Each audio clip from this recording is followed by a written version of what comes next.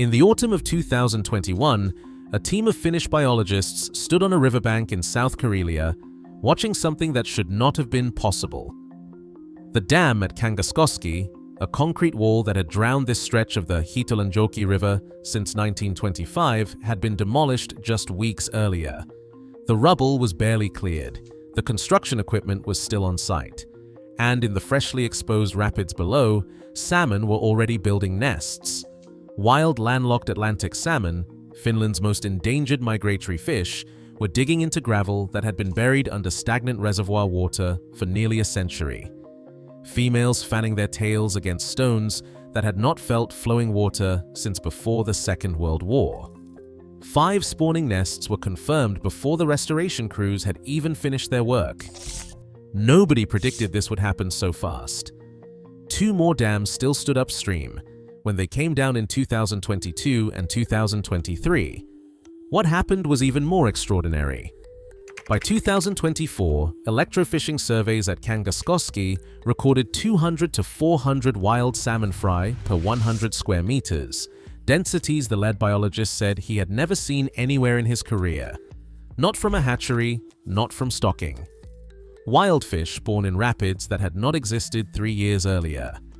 This is the story of how Finland demolished every dam on its last wild salmon river, and how what the salmon built with nothing but gravel, current, and instinct changed what scientists thought they knew about how fast a dead river can come back to life. Before the dams, the Hiitolanjoki was a violent, beautiful thing. It runs 53 kilometers from Lake Simpalajärvi in southeast Finland, crosses the Russian border, and empties into Lake Ladoga, the largest lake in Europe. On the Finnish side, there were just 8 kilometers of river. But compressed into that short stretch was an 18-meter vertical drop, a thundering cascade of white water crashing over granite boulders, cutting through boreal forest on its way toward the border. Since the retreat of the last ice age, landlocked Atlantic salmon navigated these rapids. They spawned in the cold, oxygen-rich gravel beds between the falls. Their fry grew in the sheltered pockets behind rocks, feeding on invertebrates carried by the current. When they were strong enough, the juveniles migrated downstream to Lake Ladoga to feed and mature. And when the biological clock told them to reproduce, they returned, sometimes years later, to the exact rapids where they were born. These are not ordinary fish. Landlocked salmon are a freshwater form of the Atlantic salmon that became trapped in lake systems after the last ice age. Over thousands of years, they adapted to complete their entire life cycle without ever reaching the ocean. Each population carries unique genetic material shaped by the specific temperature, chemistry, flow patterns, and geology of its home river. When a landlocked population disappears, that genetic legacy is gone forever. You cannot replace it by stocking fish from another watershed. The adaptation is the river itself, written into the genome over millennia. The Hiitolanjoki population was one of the last such populations remaining in Finland. And on the Finnish side, those 8 kilometers of rapids held something found nowhere else in the country: Finland's last remaining stock of original, fully wild, landlocked Atlantic salmon. In the early 20th century, 3 hydropower dams were built across the Finnish section of the river. Kangaskoski, the lowest, was completed in 1925. Lahnasenkoski, the middle dam and the oldest, was built in 1911 to power a local paper mill. Hydropower, the uppermost, was finished in 1921. Together, they blocked the river's entire 18-meter gradient. Thundering rapids became a staircase of silent reservoirs. Spawning grounds were drowned and migration routes were severed. The electricity those dams produced was negligible, a rounding error on Finland's national grid. As the country built nuclear plants, expanded wind energy, and modernized its power system across the 20th century, the Hiitolanjoki dams became relics, monuments to a logic that treated rivers as plumbing and fish as acceptable collateral. They generated marginal power while slowly killing the last wild salmon population in the country. What it took to bring them down, and who made it happen, is a story that almost did not work. Removing the dams took decades of political will that did not exist. Hydropower, even marginal hydropower, carried symbolic weight in Finland. Dams represented progress, energy independence, modernity. Tearing one down felt like admitting a mistake. Tearing down 3 felt like heresy. The effort to free the Hiitolanjoki began in the 1990s, when the World Wildlife Fund in Finland funded the removal of remaining barriers on the Russian side of the border. That opened the lower river. And almost immediately, salmon began appearing at the base of Kangaskoski Dam on the Finnish side, visible proof that wild fish were still out there, still trying to reach spawning grounds that had been locked behind concrete for generations. They were queuing at the door of a home they could smell but not enter. Regional fisheries authorities launched a legal process to demand fish ladders at all 3 dams. The proceedings dragged on for a decade. They triggered something unexpected. The power companies, facing the cost of retrofitting aging infrastructure with fish passes that might not even work, decided to sell. Between 2017 and 2019, the South Karelia Recreation Area Foundation acquired all 3 hydropower plants. Funding came from an extraordinary coalition: the Finnish Ministry of Agriculture, WWF, private foundations, the municipality of Rautjärvi, forest companies, and individual donors. The outdoor company Patagonia contributed. Finnish actor Jasper Parkkonen, an avid angler who had championed the river's cause for years, helped connect the project to international media and funding. The purpose of every acquisition was the same: not retrofitting, not fish passes, total demolition. This distinction matters enormously. Fish ladders and fish passes, the conventional compromise between energy production and fish migration, have a deeply inconsistent track record. Studies across Europe have shown that even well-designed passes let only a fraction of migrating fish through successfully. For landlocked salmon, fish that need to move freely between rapids and lakes multiple times across their lifespan, partial passage is not a solution. The only approach that fully restores a river is removing the barrier entirely. Finland chose total removal. Kangaskoski came down in August 2021. It was the lowest dam and the first to fall. The engineering was meticulous. A century of fine sediment had accumulated behind the structure, particles that, if released in one surge, could smother the downstream gravel beds the salmon needed. The demolition was staged in careful phases, controlling how and when each section was breached to manage sediment flow and protect water quality downstream. The goal was not just to remove concrete, it was to reawaken a river without killing it in the process. Then the river did something remarkable. It reclaimed its gradient almost overnight. Water that had sat in slack pools for 100 years surged over re-exposed bedrock, sorting gravel, carving channels, recreating in weeks the complex hydraulic architecture that salmon need to spawn. The river was not starting from scratch. The bedrock was still there. The gradient was still there. The geology that had shaped these rapids since the Ice Age was intact beneath the reservoirs. The river did not need to learn how to be a river. It remembered. And within weeks, not months, not years, salmon were spawning in it. 5 nests confirmed in autumn 2021. The community of Rautjärvi, initially skeptical about losing a familiar landmark, saw the result and shifted. Support for the remaining demolitions solidified. Lahnasenkoski came down in 2022. The middle dam was 8 meters tall.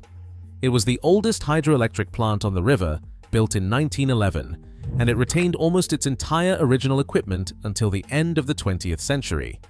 And here the story reaches a detail that is almost absurd.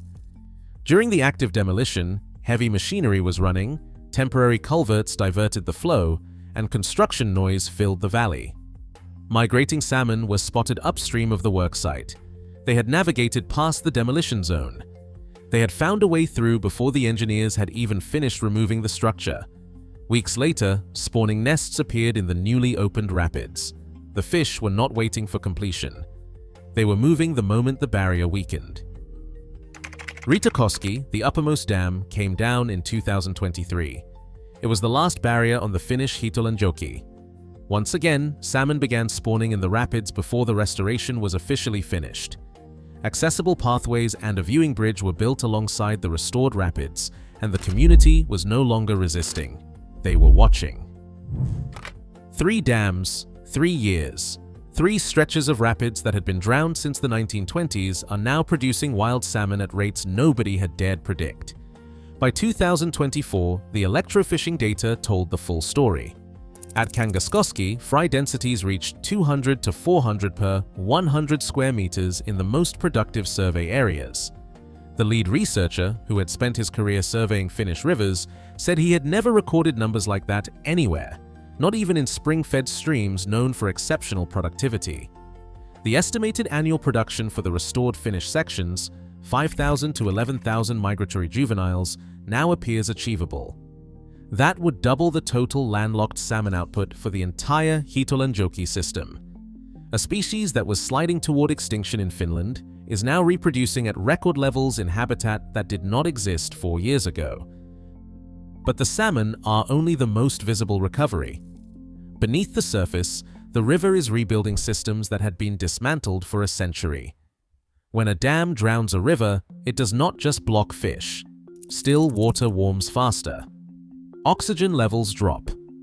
Fine sediments blanket the riverbed, smothering the gravel that invertebrates need. The seasonal flood pulses that scour riverbeds and deposit nutrients on floodplains, the heartbeat of a healthy river, are flattened into a monotonous, regulated flow. Remove the dam and everything starts re-establishing at once. On the Hiitolanjoki, the restored current is recreating fast riffles where mayfly and stonefly larvae can thrive, deep pools where adult fish hold between forays, gravel bars that shift and reform with each season's floods, providing fresh spawning substrate year after year, and the salmon themselves are restarting a nutrient cycle that had been broken for a century. Migratory fish function as biological conveyor belts, feeding and growing in the lake, and then carrying those nutrients back into the river when they return to spawn. When they die after spawning, their bodies decompose in the rapids, fertilizing the entire riparian ecosystem. That link between lake and river had been severed since the 1920s. It is now reconnecting. Freshwater pearl mussels, among the most endangered invertebrates in Europe, need salmon to survive. Their larvae attach to the gills of migrating salmonids, developing there for months before dropping to the riverbed to begin their adult lives. No host fish, no reproduction. No clean flowing water, no survival. For the first time in a century, the Hiitolanjoki has both. Whether pearl mussels will return remains an open question, but the conditions that make it possible now exist. The Hiitolanjoki is one river. Europe has over 1.2 million barriers fragmenting its waterways, an average of 0.74 barriers per kilometer. Many are small, obsolete, and serve no purpose. They generate no electricity, they provide no flood control, they simply exist, quietly destroying river connectivity year after year. Migratory freshwater fish populations across Europe have collapsed by 93% since 1970. But the tide is turning. In 2023, Europe removed a record 487 barriers, a 50% increase over the previous year. France is demolishing dams on the Salmon to restore Atlantic salmon. Estonia's Sindi Dam removal reopened over 3,000 kilometers of waterway. The EU has targeted 25,000 kilometers of free-flowing rivers by 2030. The evidence from every river where barriers have been removed points in the same direction. The ecosystems are more resilient than we assumed. They come back faster than we predicted. They were waiting. But no river in Europe has delivered results as fast as what happened on the Hiitolanjoki. For over a century, this river was silenced. Its rapids drowned. Its salmon were trapped behind concrete that produced almost nothing while destroying something irreplaceable. Then 3 dams came down, one in 2021, one in 2022, one in 2023. The river sorted its own gravel. The salmon found it within weeks. Fry densities reached levels never recorded in Finnish history. A species that was running out of time proved that it had been running out of space, and the moment the space was returned, life exploded back into it. The Hiitolanjoki did not need to be rebuilt, it needed to be released. The question is no longer whether dam removal works. This river answered that. The question is, how many of the 1.2 million barriers still standing across Europe are doing exactly the same thing, drowning rivers that would recover in months if someone simply got out of the way? But rivers are not the only ecosystems waiting to be freed. In our next video, we look at another landscape that was written off as permanently destroyed, and what returned when humans finally stepped aside.